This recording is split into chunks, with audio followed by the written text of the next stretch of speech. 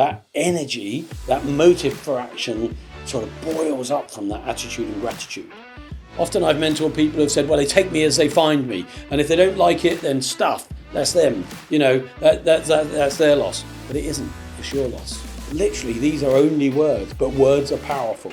And you have your conscious, your subconscious, and your creative subconscious. And your creative subconscious is like a taxi driver that will take you wherever you want to go. An untouchable, unbreakable attitude of gratitude. You would never have a problem if you were like that, being motivated.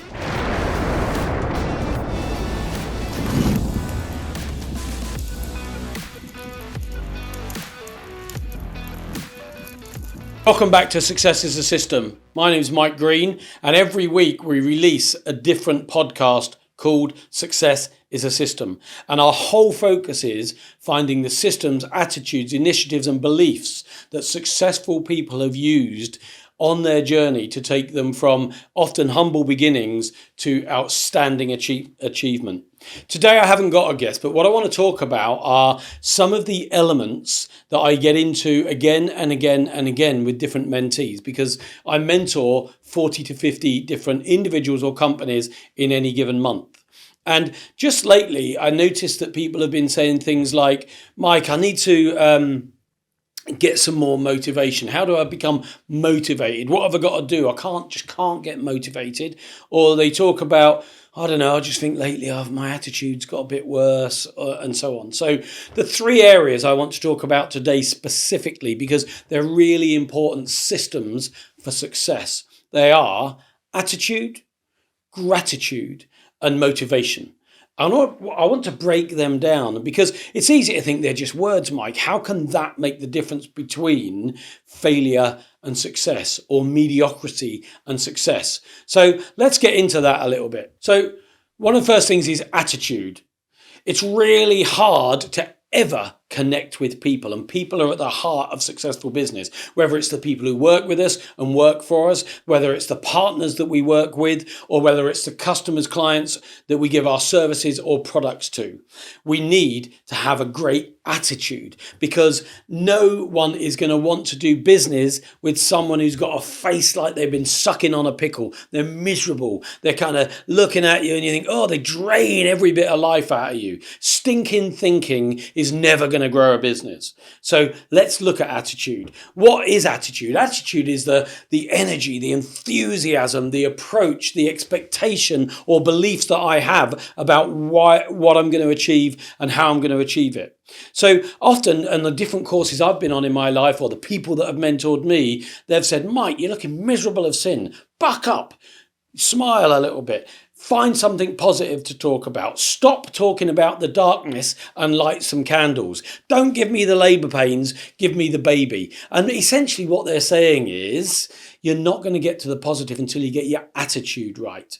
So let's have a look at a little bit of how we can do that. And so some of it is about getting disciplines each day of how we start our day and how we decide on our attitude. Now, you might be thinking, well, how can I decide on my attitude? Absolutely you can. You can wake up every morning, and part of that we're going to get a little bit more into gratitude, but part of that, and I'll expand on it when we get into attitude, but is, what am I grateful for today? And starting each day thinking, you know what, the sun's shining, it's incredible. I'm feeling all right, I've got some energy, I've got 2 arms, 2 legs, I can see, I can hear. There are blessings in life that not everyone has the benefit of. And yet some of the people who don't have all of those things that you may have today are building business, are building success, are happy anyway. So that attitude may start with some great gratitude for what's good in your life. But we start each day by thinking through some of that. So why should I have a good attitude? Or why should I be grateful for what I've got already in my life? We can then decide, you know what, maybe it's not a good day, maybe it's raining, but how can I look at that positively? And one of my mentors used to say, yeah, but you know what, without the rain, we can't grow anything. Without growing anything, we probably can't eat, because the animals wouldn't even live if we didn't have the water and so on. And so we can call it liquid sunshine. because it's as important as sunshine to most of the way that we live our life and the things that we eat and consume and so on. So that attitude. And then you can start to look at people who you know have got a great attitude and think, who do I want to spend my time with? Do I like being with those people who say, hey, Mike, how you going? It's great to see you, mate. I've just been on Aldi. It's been amazing. I went somewhere. That kind of energy that comes with a good attitude. So, and if we think about attitude, where does that take us? That takes us to positive mental thinking, or NLP, neuro-linguistic programming. And some of these systems were developed in the 80s and 90s and noughties in terms of teaching us that if we can start to think positively, if we can start to program our brain differently, we could be more successful. And I have, over this podcast and over my life, seen the difference with people who have exactly the same qualifications, exactly the same skills, similar upbringings, and yet someone with a great attitude is nearly always going to be more successful than someone with a negative or miserable attitude. So we've got to think, if we're looking in the mirror, do we look like we got a positive attitude? Have we got this face like we've been sucking on a pickle? We're miserable. We look tired. Are we getting enough sleep?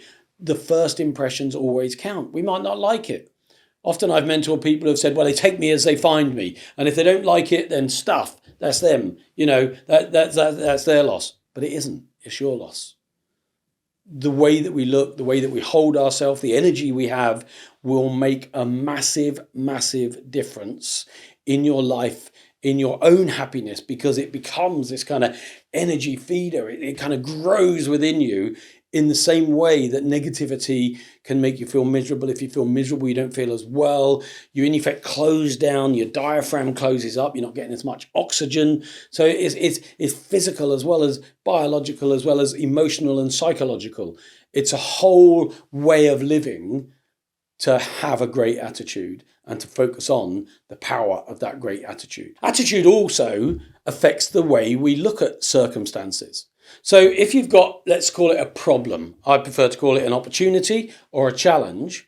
But if we've got a great attitude, the minute we see that problem, we will think, okay, what opportunity have I got when I fix this? Or how can I overcome this problem or this challenge? So again, a positive attitude will take something that has happened and it will immediately decide, is this a problem or is it an opportunity?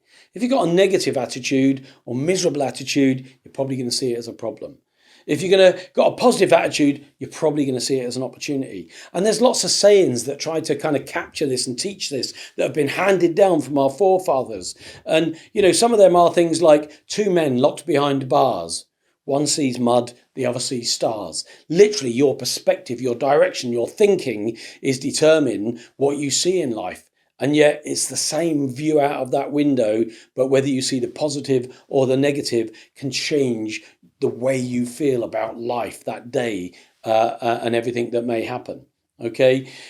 We also talk about, it's a lovely story I like about the young lad who's been naughty, and he's a naughty lad. So his parents think, right, we're going to teach him a lesson. And they throw him in a room full of horse manure, thinking, that'll teach him a lesson.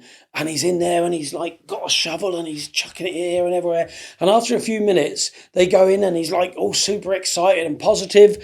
And they say, what are you doing? He says, with this much shit, there's got to be a pony in here somewhere, kind of thing. And again, it's a little bit of a funny anecdote, but even in the depths of despair or negativity or reasons why we wouldn't normally be positive, some people have an art, an ability, if you like, a habit of finding the positive in there.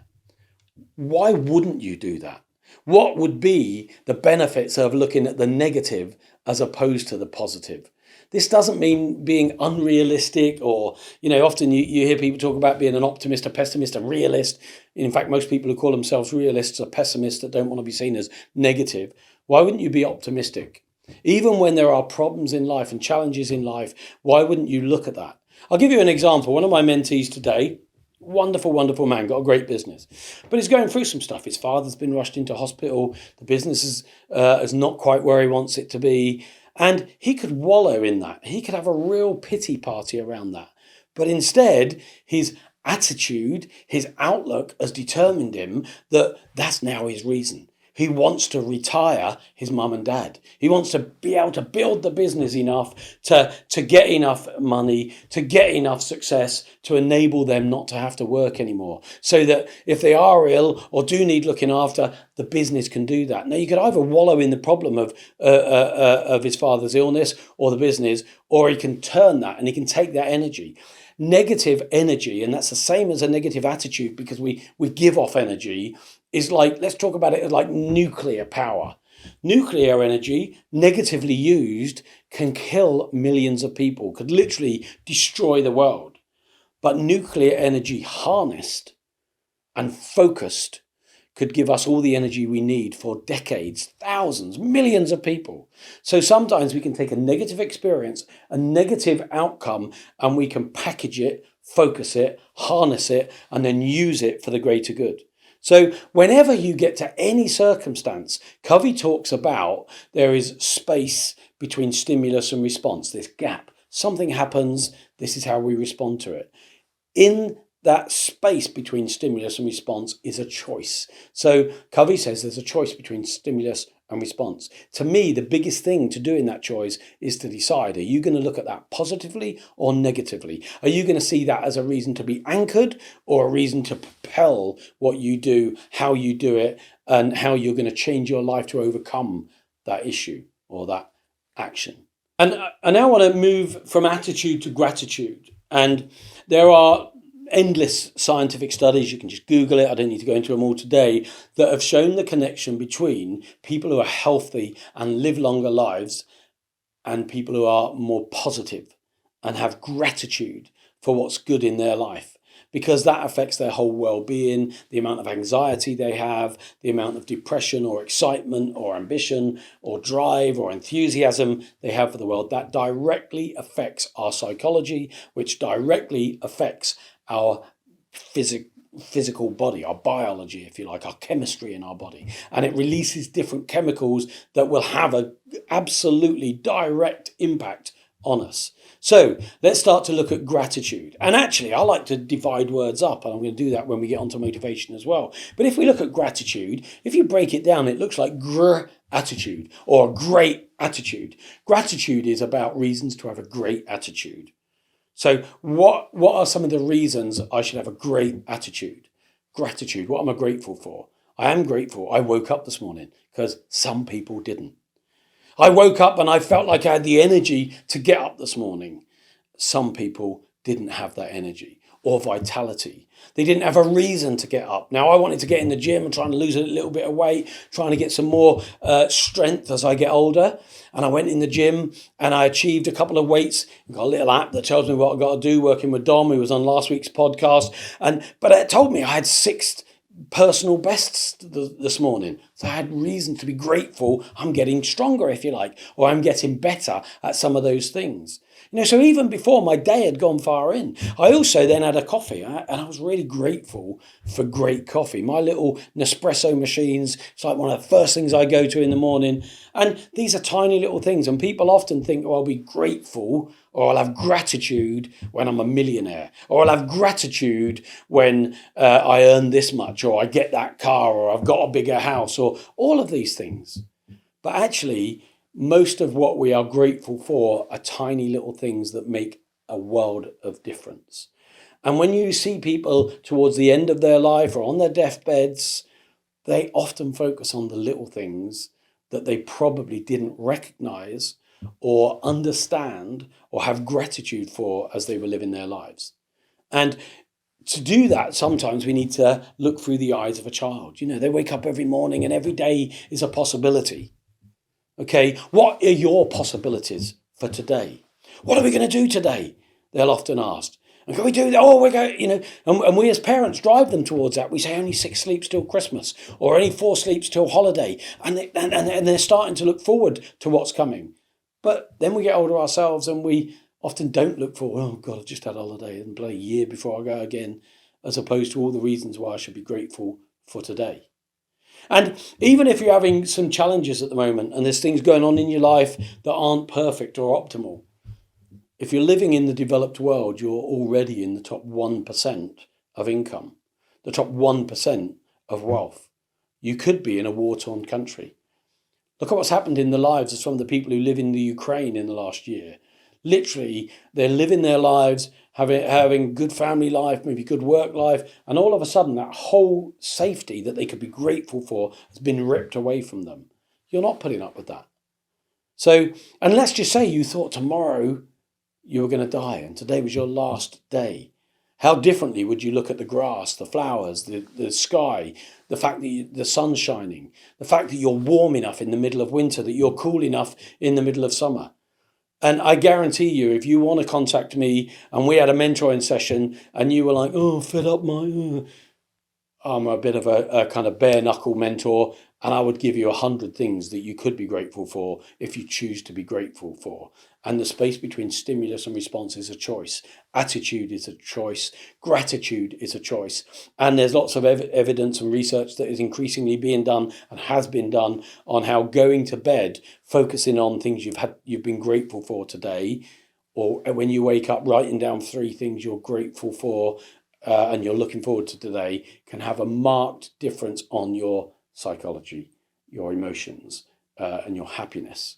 And a great example of that, it's not an advert, but I've used it from time to time, and it really helped me at certain times, was the 6-minute diary, where you literally take 3 minutes at the beginning of your day and 3 minutes at the end of your day.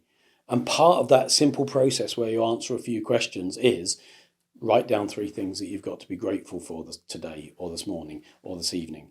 Write down 3 things that you're grateful happened today. 3 things that you're looking forward to happen during the day today. And these are things we need to capture ourselves. When someone angers us, it's easy to say, I'm having a shit day, or I've had a crap week, or I remember the Queen doing one of her speeches and saying it's annus horribilis. It's been a terrible year.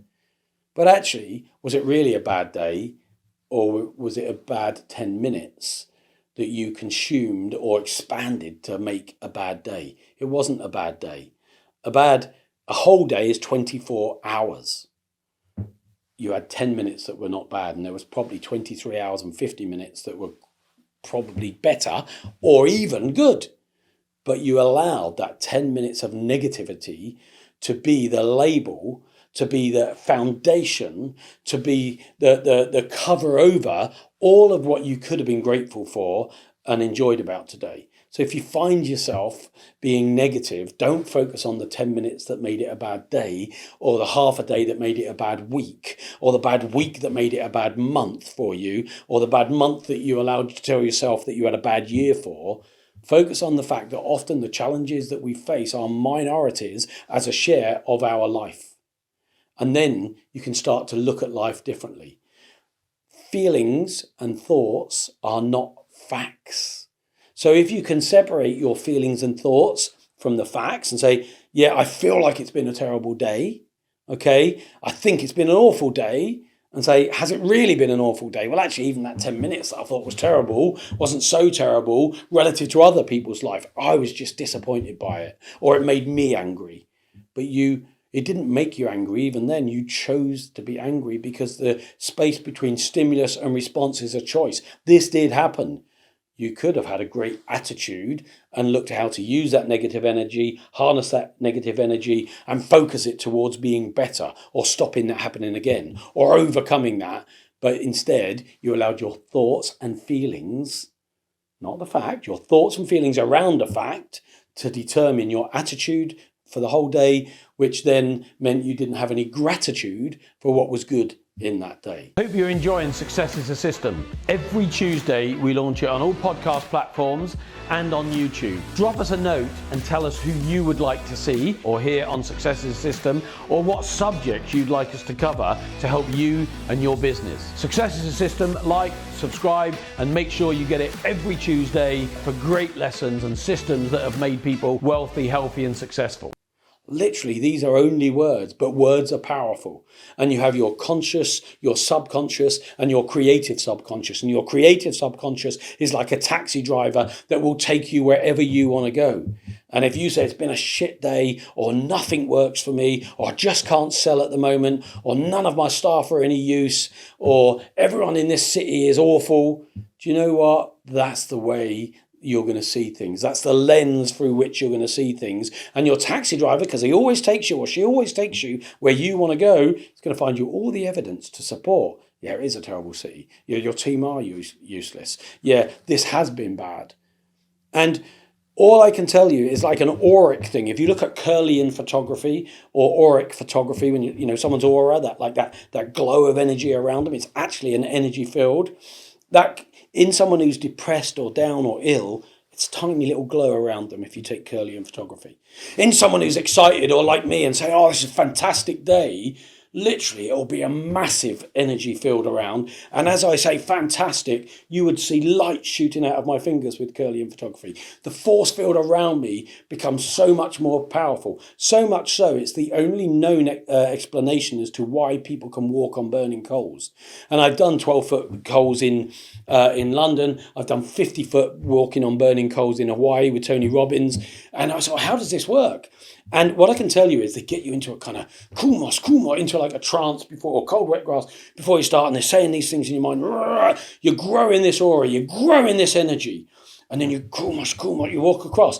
It's 1600 degrees, 4 times as hot as your oven. But why doesn't it burn? The only explanation that makes sense to me that I've heard is that you create this energy field, and energy can hurt or protect. If it's the energy field around you, it can protect you and does protect you. And in Hawaii, I did it with about 1,000 people walking across 50 foot of burning coals that should melt your skin. And don't get me wrong, a few people did get burnt. Now, they have a fairly narrow path, and once someone starts to burn, you smell it instantly. It's a horrible smell, burning flesh.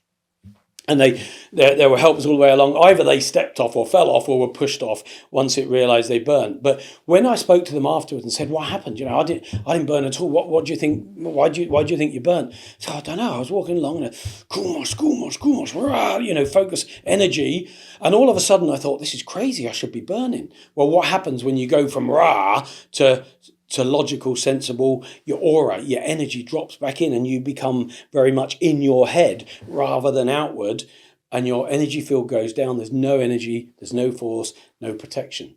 So, you know, believe me or not, trust me or not, but try it anyway. What have you got to lose? When you have got this unstoppable energy, this kind of force, and people say they're a force for good, that person. Hopefully they're not a force for evil, but someone with that power, that energy. Or have you heard them say when they walk in the room, they've got a presence about them? Wouldn't you want to be that person as opposed to the person who walks in and you don't even notice? You know, your choice determines your attitude, and you have got stuff, I guarantee you, to be grateful for. However tough you think it is, you've got things to be grateful for. And a good example, if you want to see the opposite of, see a great example of that, is Google Nick Vujicic, Vujicic. And this guy has literally got no arms and no legs, a head and a torso, and he has a little kind of flap down here, and he calls it my little chicken drumstick. You hear his speeches, they will move you to tears. He smiles, he's happy, he lives a great life. And you think, how could he do that? And you know, he's one of the world's best motivational speakers. Because he's got what he's got, but he chooses to be grateful for what he's got rather than depressed about what he hasn't got. And he lives a full life. You know, if you go on and you look at him on the internet, you'll see videos of him water skiing and different things he's doing that shouldn't really be able to do. Skateboarding. Going to water parks, and literally somebody has to help him on the slides, but he goes down and he bobs in the water, and of course someone's got to help him at the end, but often he gets there, and for unsuspecting people who are watching, rather than being depressed, he says, "What happens?" as if it's happened on the slide, and he can laugh about it. How would your life be if you had an attitude like that? An untouchable, unbreakable attitude of gratitude. You would never have a problem if you were like that, being motivated. Because do you know what? When you have this gratitude, you find a motivation or a motive for action. And now I want to talk about motivation, because that's the third area that for me is a behavior that transforms people's success. That I can see almost physically in people that are successful versus those that are unsuccessful. And sometimes it's the same people, successful this week. I don't know what's happened. Sales are down. So, and I'm thinking, I can see what's happened. Last month you came in and said, it's been a great month, Mike. We had our best ever month. And today you walked in and said, oh, it's not good. It's miserable. And I think, Christ, if you came in to sell to me, you're looking miserable as sin. You're looking like you've got a face been sucking on a pickle. It's like, I don't want to buy from you either. You're miserable. You've got no belief in your product. Why would I have belief in your product?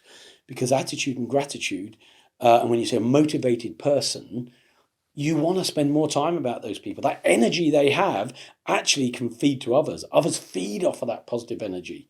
And we all want to be around that positive energy, whether we realize it or not. So let's talk a little bit about motivation now. So motivation. What is your motive for action? Motivation. Now, I get asked a lot about this and talk to a lot of my mentees or people generally or charities or people in general walks of life. And they say, I'm just not motivated like you, Mike. Or I can't find my motivation. Or can you give me some motivation? As if it's, oh yeah, hang on, I'll get it off the shelf. Here you go, there's some motivation. And actually motivation comes from within. It's a bit like we were talking about attitude and gratitude. And when you've got the right attitude and you're grateful for life, you know what? You tend to find things that motivate you. That energy, that motive for action sort of boils up from that attitude and gratitude.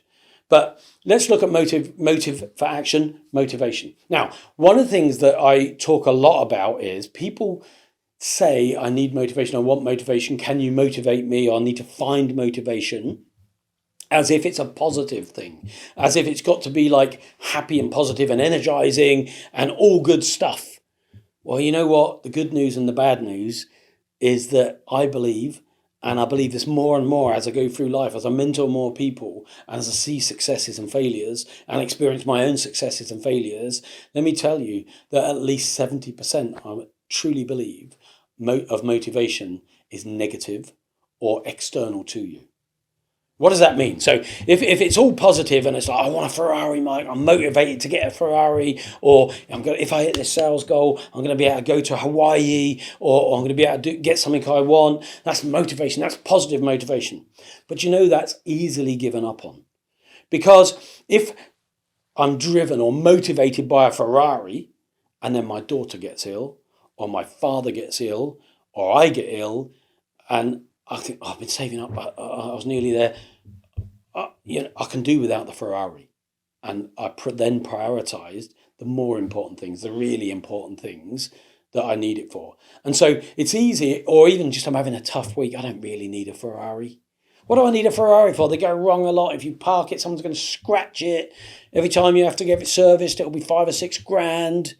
It might devalue by 30% in a year. So what happens when things go wrong or when things are tough, we will often walk away from a positive driver or motivation.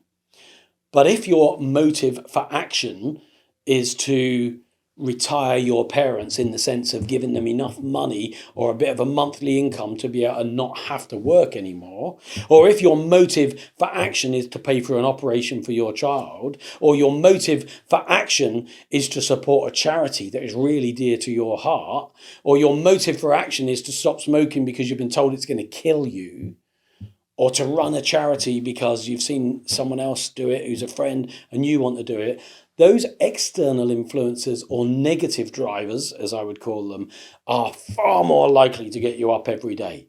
So being able to buy my mum a house, to let her release the bit of equity she had in the house, because even though she had £110,000 of equity in her house, she was poor. And she was going to die in poverty because it was locked in her house. Every week she still had to pay for power. She still had to pay for food. She still had to pay for heating and so on. So even though she had amassed during her life £110,000, she was going to die with that locked in the house that she lived in.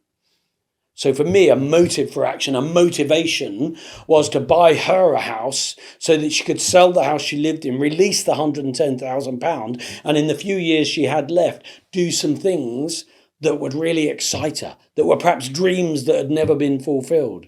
Now, she was a very selfless woman, and it was never about her. And for a lot of people, that's true. But one of the things she did that I know sadly she's gone now, but I know made a massive difference to her, she took all the grandchildren on an all expenses paid inclusive holiday. And she took my nan with her as well. And the two of them there with all the grandchildren, seeing them on the beach, playing in the sunshine, in the pool, being able to have ice creams and lollies when they wanted and just be spoiled for a week. The magic and motivation and reward she got from that was massive. So for me, I can have a Ferrari. I've had Ferrari, Lamborghini, Aston Martins, Bentleys, Range Rovers, and I still enjoy some of those toys. But it's always more motivating to say, I don't want my mum to die without ever realising some of the reward that she's worked for, or without ever realising some of those dreams. So that negative motivation in terms of something I don't want to happen can drive me much more than something I do want to happen. And in reality, and it's different slightly for all of us, Tony Robbins, when I did Mastery University, 20 years ago, would talk about we are pushed by our fears or pulled by our dreams. We are pushed by things we don't want to be an outcome or don't want to happen more than we are pulled by something that might be nice to happen. And so if you can then start to really harness that, if you can then start to say, okay, yeah, I do want a Ferrari, or I would like a nice holiday, or I would like this, but actually I also want to retire my mum and dad. Or I also want to buy a car for my daughter because she's struggling at the moment. Her car keeps breaking down or whatever it is. Or I do want to pay for my children to get a far better education than I ever enjoyed and to live a life that I could never enjoy when I was growing up. Those things, if you can harness the combination of the dreams that are going to pull you and the fears or things that you don't want to happen that are going to push you, you can become unstoppable. So if you're thinking you're not motivated or you need to be motivated, break it down. What's your motive for action? Find the motive and the action will follow. Find the motive and you will take whatever action is needed to achieve your goals. And I want to end with something I was talking to someone about earlier today, and I've shared before a few times. It's a Les Brown quote. Les Brown wrote Live Your Dreams, one of the most amazing inspirational authors and speakers I've ever heard. And, you know, a lot of what he did was 20, 30, 40 years ago. It's still as motivating today as ever. And, you know, he grew up in poverty. He achieved outstanding success.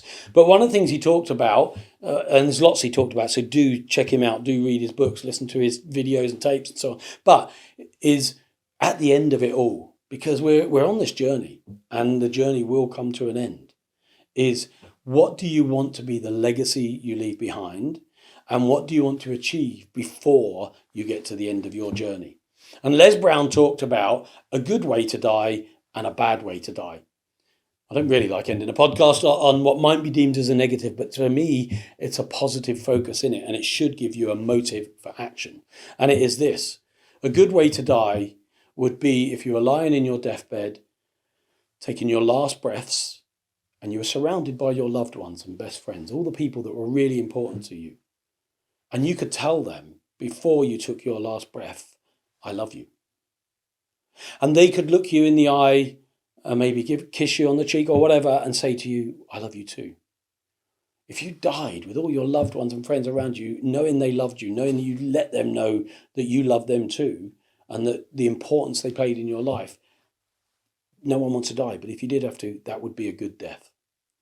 And then he says, but a bad death is you haven't got the loved ones around you. You've got your hopes and dreams that you never fulfilled. And they're talking to you. And those hopes and dreams that you never fulfilled are saying to you, I came for you. I was a dream just for you. You were the only person that could fulfill that hope or deliver that dream. But you chose not to. You chose to take the safe route. You decided that you didn't want to take the action or go through the hardship of achieving that hope or dream. I was your hope and dream. And now, because you're dying, I'm going to die with you. That hope and dream is going to die with you. No one else can fulfill it because I was your hope and your dream.